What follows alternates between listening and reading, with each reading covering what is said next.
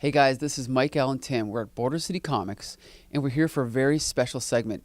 We're here to talk about our favorite comic book artists. And the way that I would define this is these are artists that I pretty much would buy anything they draw, regardless of who wrote it, who published it, or what it's about. Would you agree?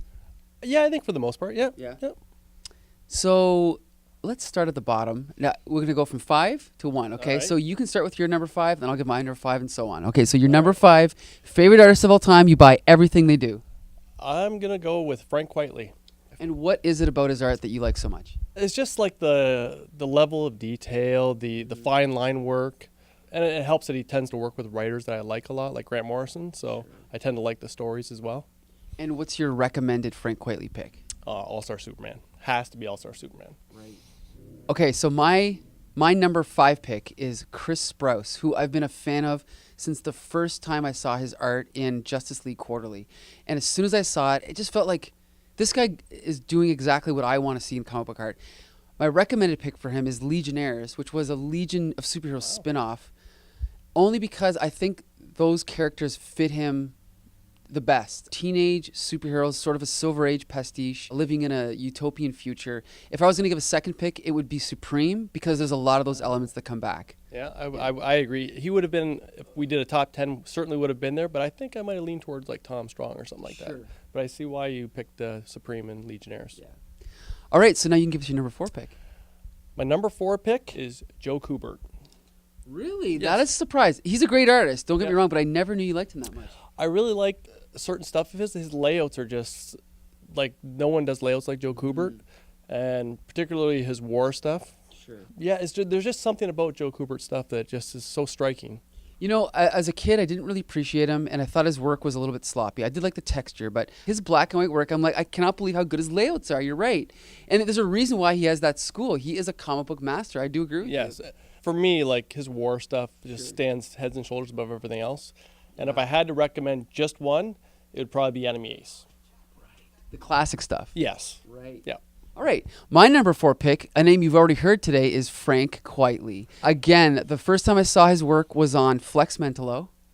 And again, I just thought, he's doing it. He's doing Silver Age superheroes in the modern era, but he's doing it unlike anyone else. And there's a lot of things I like about his work. I know some people criticize his anatomy. They criticize his faces. He draws people living in real 3-dimensional space, even if they don't look quite accurate. His placement of shadows and the way that his body language, there's just something about him that's magical. And also, from seeing a documentary on him and him talking about how he spends more time thinking about the page than drawing it, I think it comes through because no one else draws like him. He's so creative. It's like there's some great artists here that you've seen one image, you've seen them all. Not with him. Everything's different. Yeah, I think you hit it right on the head when you said nobody draws like him. If people could, I think they would, right? That's a good point. And my recommended work is Flex Mentalo. Okay, your number, yeah, it is. Yep. Wow. Yep, number 3 pick. My number 3 pick is Paul Pope. Great artist, yes. Again, it's just, with Paul Pope, nobody draws like Paul Pope. He's dirty, he's grimy, he's gritty, but he's like full of energy. And there's just something about his stuff that just appeals to me. It's kind of a manga influence, but at the same time, it's dirtier and grimier than that. So there's just something about him. And your recommended? There's not a ton to choose from, but I would say Batman Year 100. Right. Good pick. I've got that one. It's great. Yes. My number 3 pick, and this is going back a ways, and there's a lot of readers that are not familiar with this artist, but he's one of the all-time greats, is Alex Toth. Yeah. Alex Toth is famous to modern readers, mostly he did the designs for the Super Friends cartoon. He did a lot of work for Hanna-Barbera, like Space Ghost and stuff like that. But back in the 50s and 60s, the way that he lays out a page, the way that he places his blacks on the page, I've never seen anyone like this. I can look at any Alex Toth page and I can just marvel at it. I don't even know if I can give you a particular recommended work because his work is so scattered, but if I had to, I'd probably pick Zorro, and I haven't even read it. I've just seen the pages. But are you a Toth fan? I wouldn't say I'm a Toth fan simply because I'm not that familiar with his stuff. I know his stuff, but I don't think I've ever read anything of it. Sure. So, but it is nice looking stuff. If you have a hard time finding his work, there are books put out where they sort of collect his stuff together where you can just sort of flip through and look at it. Because to be honest, most of the stories he worked on were not particularly great. So sometimes it's better to get like a portfolio or something like that. But anyway, okay, what's your number 2 pick? My number 2 pick is Bill Sienkiewicz. In my opinion, a master illustrator. His stuff is just so frenetic, so crazy. I prefer his fully painted work to his like pencil and ink stuff, although that's still really nice. You never know what you're getting from Bill Sienkiewicz. Right. Like it's 1 minute it's something really mundane, the next minute it's something crazy. He's like a mad scientist working, and I love like the discovery aspect of his work. Like I've watched him draw before because I've met him. And 1 minute it's like a glob of paint on a piece of paper. 2 seconds later, and a handful of ink, and it's a masterpiece, right? So it's just really, really unique. And the other thing is, I love comic books. I love cartoons. I think most of my picks are cartoonists. I would consider Bill Sienkiewicz to be a fine artist. Would you agree? Yeah, I think so. I mean, I think he's a fine artist that just happens to work in comics, exactly. Right? And what's your recommended pick? There's a lot, but I think I'm going to go with Electra Assassin. Right. And I'm going to go with the cover of Transformers #1. For him. Anyway, okay. Okay, my number 2 pick, and I know this is going to surprise you, is Curt Swan. Curt Swan is actually, again, he's a little bit different because I consider him more of an illustrator than a cartoonist. I guess he would be in the tradition of, say, like an Alex Raymond, more of the tradition of a magazine illustrator who happened to draw comics. Obviously, he's famous for Superman. He drew the character for 30 years straight, okay? I don't think he ever declined, ever. I think his work in the late 80s was just as good as his work in the 50s. He drew Superman different than the people that came before him. I think he gave him a more, like a noble sort of quality. And again, tying him back to Frank Quitely, the first time I saw his art, the thing that caught me was how natural, how realistic everyone felt, and how his use of shadows made them feel like they were really in the room. That's what really stuck out to me. Are you a Curt Swan fan? I do like Curt Swan, and I mean, how can you think of Superman without thinking Curt Swan? I mean, he's the preeminent Superman artist in my opinion. There's no one better, so.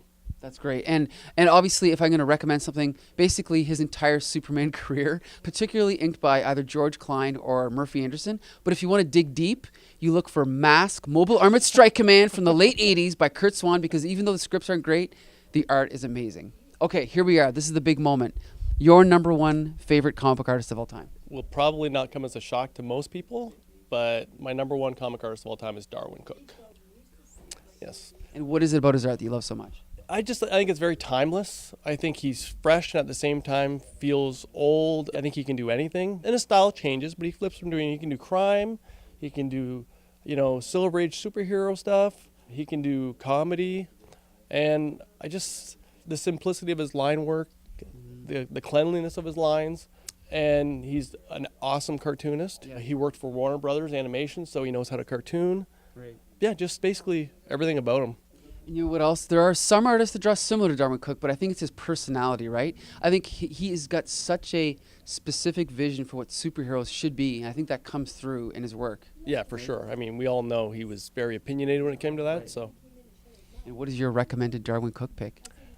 That's actually tough. I think I'm going to go with New Frontier, but I don't think you can go wrong with any of the Parker crime novels that he adapted, or The Spirit, which I think is the only guy that could have done like service to Will Eisner's creation. So I think you can't go wrong with any of his stuff, but I'll stick with New Frontier. All right, here we go. My number 1 favorite comic book artist of all time is Jack the King Kirby. I first discovered his work when I was a little kid, flipping through issues of Marvel Universe, okay?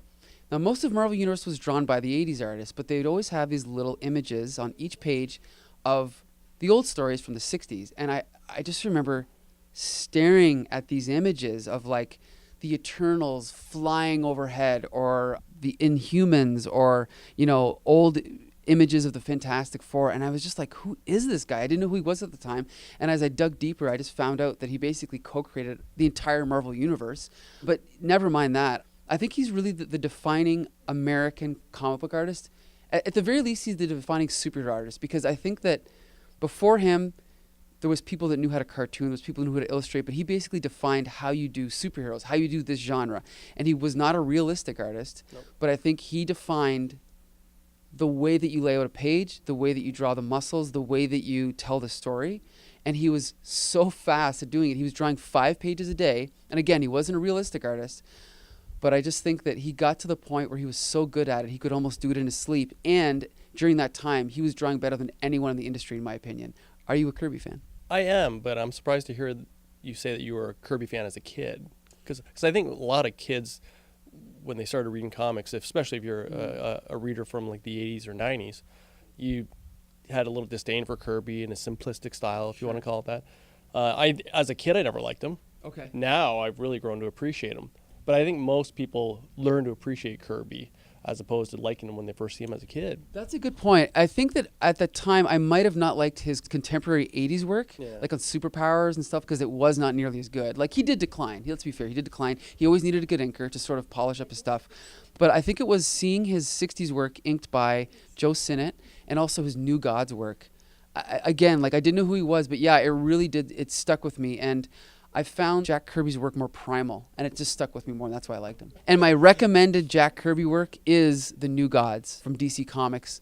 The writing is not as polished as the stuff that he did with Stan Lee, obviously. But again, it's primal, it's mythological, and I can pick up those issues and just flip through them. And again, that's superhero art 101 right there, New Gods from Jack Kirby. So here you go, yeah, some excellent places to start right here with this list.